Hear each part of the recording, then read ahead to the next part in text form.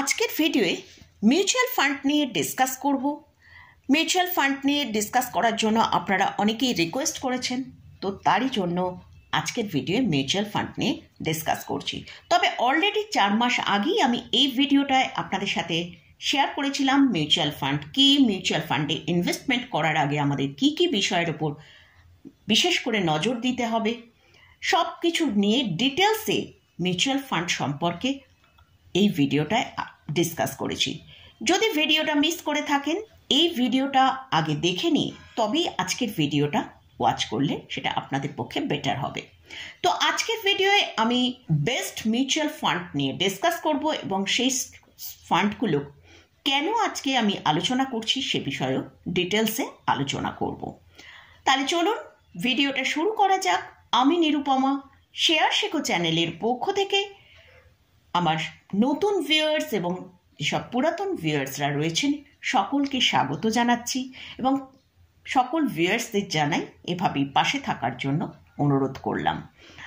আর যেসব ভিউয়ার্সরা first time visit করছেন সেসব ভিউয়ার্সদের জানাই চ্যানেলটা সাবস্ক্রাইব করে নেবেন আর পাশে থাকা বেল আইকনটা প্রেস করে রাখবেন। আমি ভিডিও আপলোড করার সাথে সাথে আপনাদের কাছে ভিডিওটা পৌঁছে যাবে। আর ভিডিওটা যদি ভালো লাগে অবশ্যই লাইক এবং শেয়ার করতে ভুলবেন না। তো এমন অনেক মানুষ আছেন যাদের হাতে কিন্তু তারা স্টক মার্কেটে ইনভেস্টমেন্ট করাটা পছন্দ করেন, কিন্তু তাদের হাতে সময়ের অভাবে তারা রেগুলার স্টক মার্কেটকে ওয়াচ করতে পারছেন না। তো তাদের কাছে কিন্তু বেস্ট অপশন হচ্ছে মিউচুয়াল ফান্ড। তবে মিউচুয়াল ফান্ডে ইনভেস্ট করার আগে কিন্তু কিছু কিছু বিষয়ের উপর আমাদের নজর রাখতে হবে। যদিও এই বিষয়গুলো নিয়ে ডিটেলসে আমি আলোচনা এই ভিডিওটায় করেছি, তাই আপনাদের আবারও বলছি এই ভিডিওটা দেখে নিয়ে তারপর এই ভিডিওটা যদি দেখেন তাহলে কিন্তু বুঝতে আপনাদের অনেকটাই সুবিধা হবে।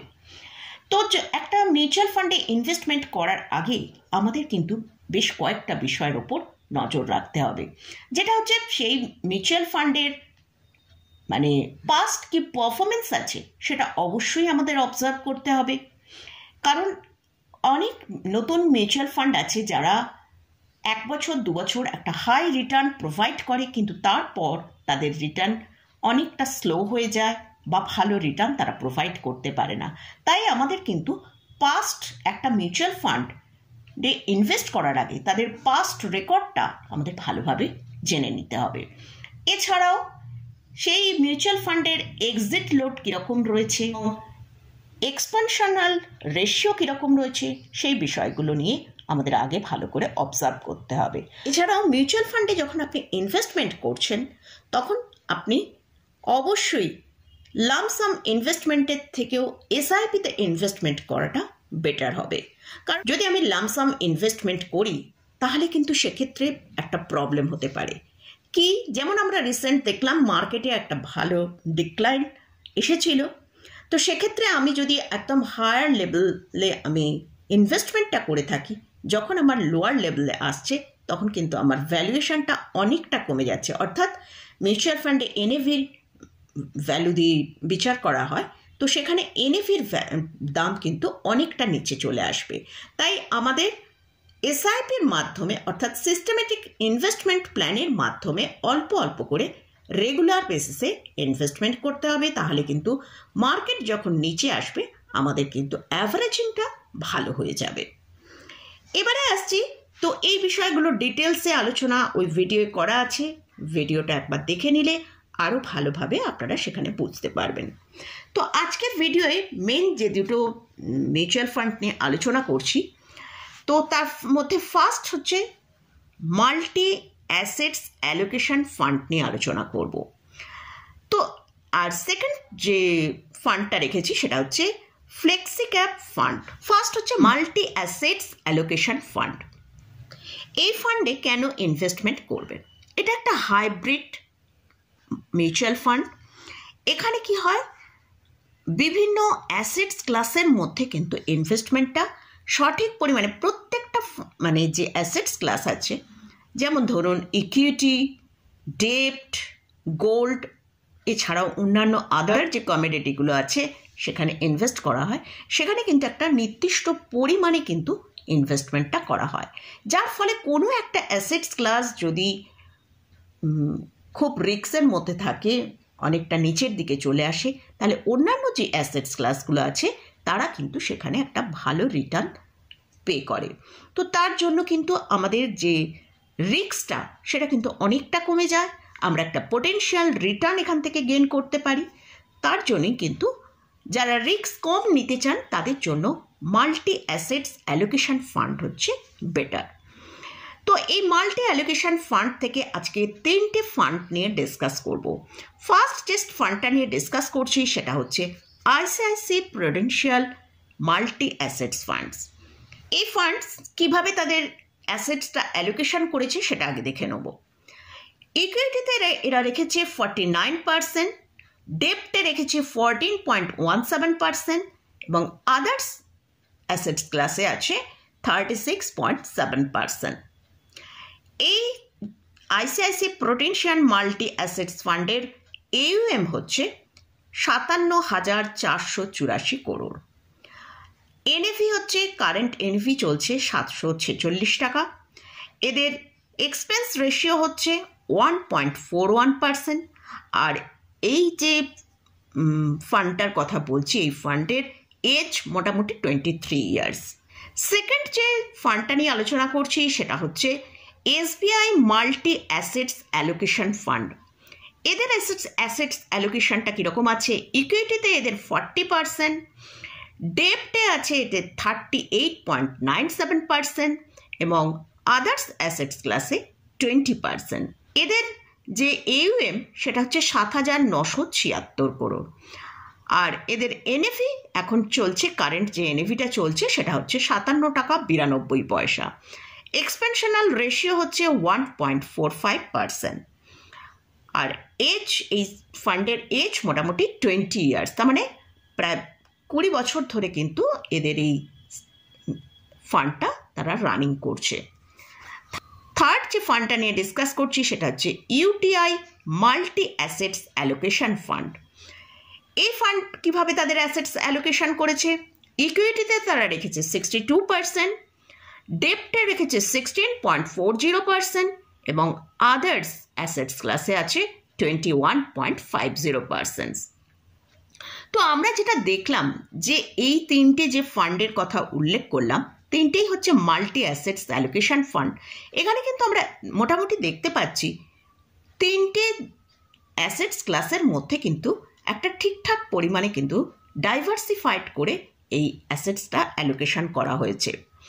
তো যাই হোক, এবার UTI মাল্টি অ্যাসেটস অ্যালোকেশন ফান্ডের AUM হচ্ছে 5,517 করোড়। কারেন্ট যে NAVটা চলছে সেটা হচ্ছে 72.98। এক্সপেনশন রেশিও হচ্ছে 1.74%। আর এই UTI multi assets allocation fund মোটামুটি 17 বছর ধরে মার্কেটে তারা কাজ করছে। এবারে আসছি ফ্লেক্সি ক্যাপ ফান্ড। এই ফান্ড কিন্তু খুবই অ্যাট্রাকটিভ একটা ইনভেস্টমেন্ট ফান্ড। এই ফান্ডের ফ্লেক্সিবিলিটি এবং পোটেনশিয়ালের জন্যই কিন্তু এই ফান্ড থেকে আমরা হাই রিটার্ন পেতে পারি। এই ফান্ডের ম্যানেজাররা তারা মার্কেটের রিস্ক বুঝে তারা large cap, mid cap, small cap স্টকে তারা ইনভেস্টমেন্ট করার সুযোগকে কাজে লাগিয়ে তারা ইনভেস্টমেন্ট করে। এর ফলে এই ফান্ড থেকে কিন্তু আমরা হাই রিটার্ন পেতে পারি। তো যারা হাই রিটার্ন চান তাদের জন্য কিন্তু ফ্লেক্সি ক্যাপ ফান্ড কিন্তু বেটার অপশান। তবে এখানে রিস্কটাও একটু বেশি থাকে, যেহেতু এই ফান্ড ইকুইটিতে বেশি পরিমাণে তারা ম্যাক্সিমাম পোর্শনটাই কিন্তু ইকুইটিতে এরা ইনভেস্ট করে। এর ফলে এই ফান্ড থেকে কিন্তু একটা হাই রিটার্ন গেইন করা যায় এবং এই অ্যাট্রাকশানের জন্যই ম্যাক্সিমাম ইনভেস্টররা এই ফ্লেক্সি ক্যাপ ফান্ডে ইনভেস্ট করে। তো এরই মধ্যে থেকে 3টে ফান্ড নিয়ে আলোচনা করব। ফার্স্ট যে ফান্ডটা নিয়ে আলোচনা করছি সেটা হচ্ছে পরাগ পারেখ ফ্লেক্সি ক্যাপ ফান্ড। তো আগে আমরা অ্যাসেটস অ্যালোকেশনটা দেখে নেব। ইকুইটিতে আছে 73.66%, ডেপ্টে আছে 23.57%, আদার্সে আছে 2.75%। এই ফান্ডের AUM হচ্ছে 98,541 crore।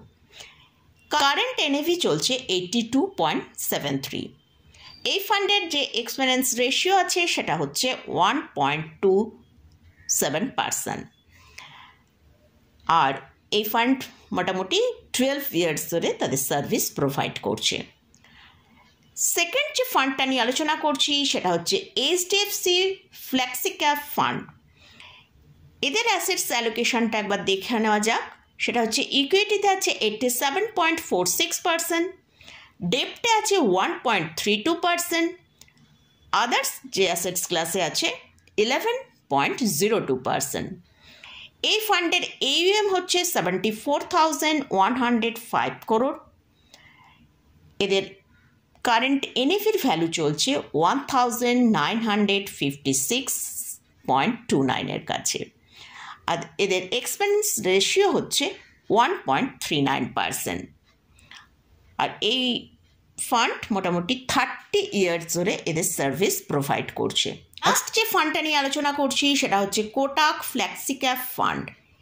এদের অ্যাসেটস অ্যালোকেশন কীরকম রয়েছে? এরা ইকুইটিতেই ম্যাক্সিমাম এদের ইনভেস্টমেন্ট আছে, যেটা 98.05%।